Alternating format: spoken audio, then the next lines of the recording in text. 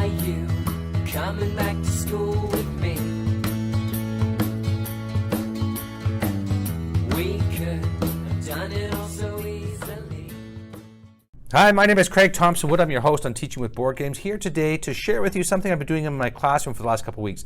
It's been going so well that I felt that now it was time to share this. It was ready to be revealed to the world, as it were. What I'm doing is I'm taking cards from City of Zombies, which is a game which I've talked about on my channel many times, done a lot of discussion with City of Zombies, because I honestly believe it is the best game I've ever seen for learning basic math facts, just because of the way that it makes you play with numbers. And with COVID, we can't do groupings and things, so normally I was doing this in my classroom with groups of likability math students, but I can't do that now. So instead what I've done is I'm putting cards out on my desk, and I'm using my LCD projector and my document camera to project them onto the screen. And then what I do is I just roll the dice like so, and I challenge the students, okay, we have a 6, a 5, and a 5. How can we use these numbers to get these zombies? And the students work to see what they can do. And sometimes it's great because they may come up with different ways to get the same numbers, or they will come up with ones that I hadn't even considered, I hadn't seen. So now what you're doing with these numbers then is you are matching them to the zombie's number at the bottom here. This is the number you need to defeat the zombie. Now, first off, I guess I should tell you, when I set them up, the zombies have different levels of difficulty, ranging from 1 to 4. 1 being very easy to get, 4 is being quite difficult. And that's shown in the number here, where the skull is. Underneath the skull is the number. So I make the top row. So I'm doing 8 at a time, and I do the top row all ones. Then the first two on the, going from left to right, on the bottom row are 2s. Then I have 1, 3, and 1, 4. Now, some of the 4s can be negative integers, so that may take a little bit of pre-teaching to get the students to understand. And I am careful about which integers, negative integers, I'm putting out, because some of them still I don't think they're quite ready for yet. Like a negative 30 might have some understanding about multiplication of negatives and such. So I haven't quite got there yet, but I do make sure I like to challenge them with like 1, 4 and 1, 3, but again, just being conscious of what might be feasible for them. So when you're taking the numbers to match on the zombies thing here, you can do anything you want with the dice. You can add them, subtract them, multiply them, divide them. You can even square the numbers. So you can square a 6 into a 36, a 5 into a 25, or another 5 into a 25. If you had a 4, for example, you could do a square root. So you could say the square root of 4 is 2. So, and you can also then add two numbers together. So let's say we had a 121 zombie here. You could say I add 6 plus 5 is 11, and I square that sum for 121. You can only square once, each dice can only be used once, but as you start to play with it, you start to see more combinations than you might have thought at first. So if I'm looking at this, for example, I can see I can get, if I do 6 minus 5, it leaves me with 1. And with that 1 I have there, I minus it from this 5 here to give me a 4. Now what I do with the students when I defeat a zombie is I turn it upside down to indicate that the zombie has been defeated. Because there may be an instance where when you're using the dice, you have to use all 3 dice when defeating zombies. Now it doesn't have to be all the zombies, all the dice on one zombie. For example, if I could put the 6 onto the 6 and say, well, 6 is a 6, and that works, as long as I can use the 2 5s somehow, and I don't see how I would use the 2 5s in this instance. But you just, as I say, use them as you can. So I might say 6 squared is 36, and then again I have the 2 5s, but you know what? I could say 5 divided by 5 is 1, and 36 times 1 is still 36. And so I could then do the same for this one. So that gives me those two.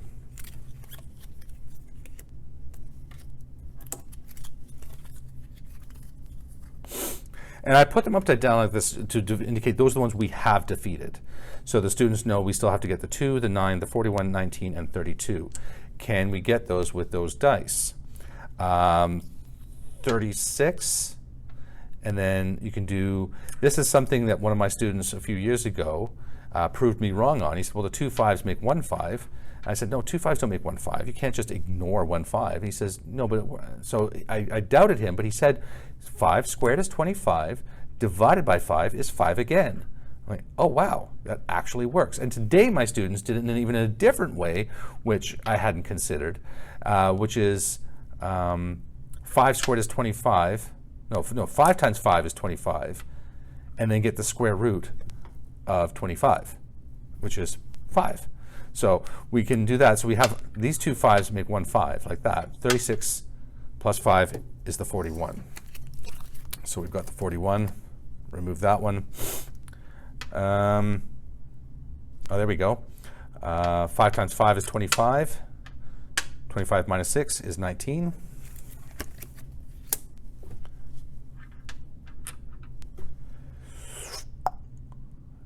Yeah, I'm getting stuck here now.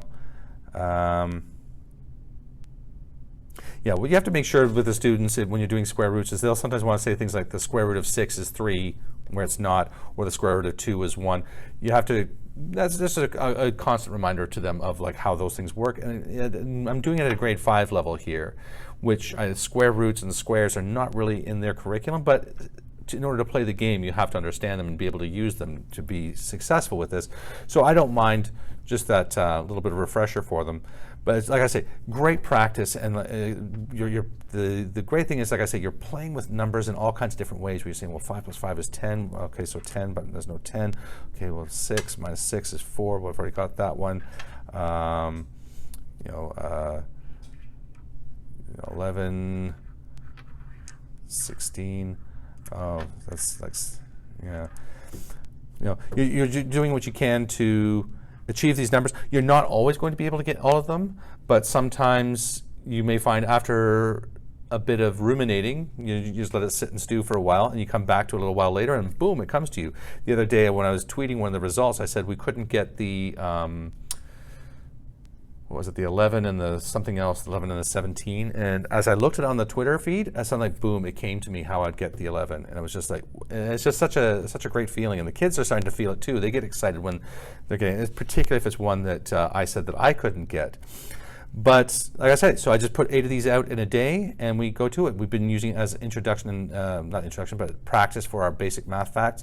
And my plan is to do this. We have a 20-minute period when we come in from the day where it is just agendas and announcements and things like that. I'm just going to have these projected on the screen, and the students can maybe work out some answers, and then we can quickly just take it up and see what we can come up with.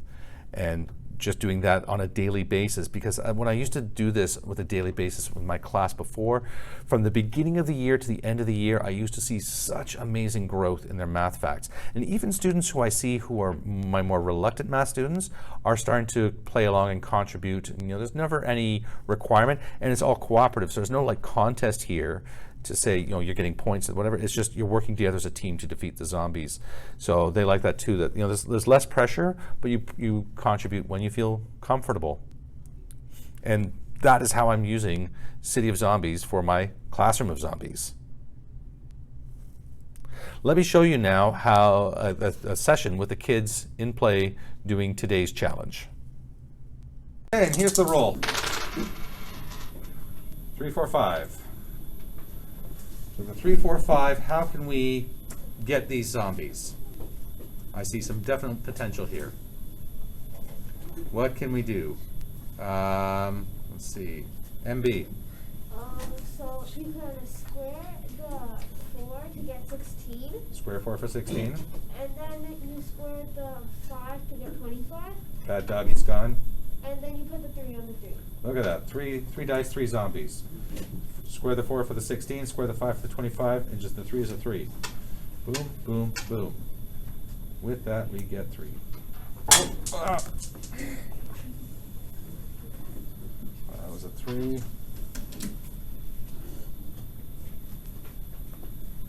All right, PN. You can get by adding them all together. Add them all together. 5 plus 4 is 9, plus 3 is 12. Gets the 12. All right, he's down. What next? HB. So you could do 4 plus 3 is 7. Okay, 4 plus 3 is. 5 on the 5. Okay, so 4 plus 3 is 7. Now and then the 5 on the 5. Okay, so that's those two down. So we have just left the 43 and the -4. So these are our toughest ones. Just our 3 and our 4 left. Can we get those? Get 44.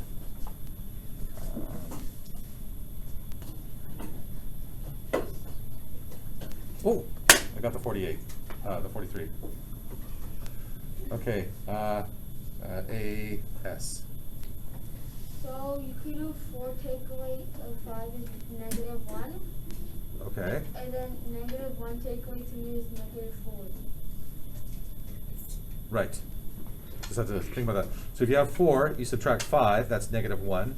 Take away another 3 is -4. Excellent. So we can actually get all the zombies because I have figured a way to get the 43 with these dice. Does anybody see it? MB?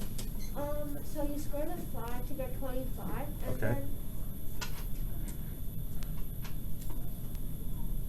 never mind. It doesn't. Okay, that was a false alarm. YU? I have one way for the 7.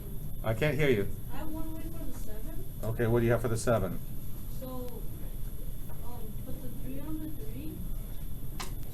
Square root of 4 is a 2. So 5 plus 2 is 7. Right. And this is why I leave the zombies upside down, because sometimes we could maybe get one zombie, but we need to use the 3 again. I mean, he's just seeing a different way here. So 5 and the square root of 4 is 2. 5 plus 2 is 7. So if you don't need all the dice for a particular zombie, then you can use it on another zombie that's already up there. Just to, again, because you have to use all 3 dice. So 5, 4, 3. Does anybody see it? Does anybody see the 5, 4, 3? KG? I have a way to get 25 and 7. Okay. Square the 5 to get 25 and add 4 and 3. Okay, so we can do it that way too. So the 5 could have gone there. We could also square for the 25. Okay. Let EM. Maybe square root of 4. Okay, that's 16. Then square root of 5. Is 25. Then add them all together. 25 plus 16 is? 41. It is. Then add a 3. Would be 44. Nice try. It's close, but not quite. Not quite. I will give the hint that I did start off by squaring the 4 for 16 to get the 43.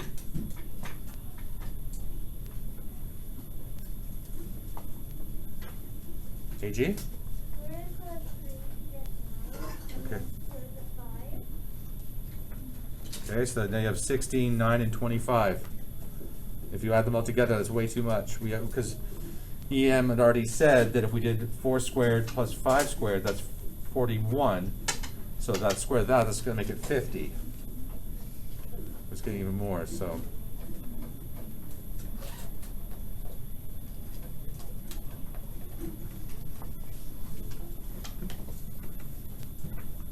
Okay.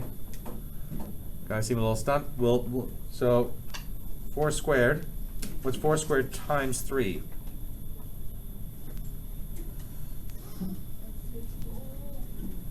What's 4 squared times 3?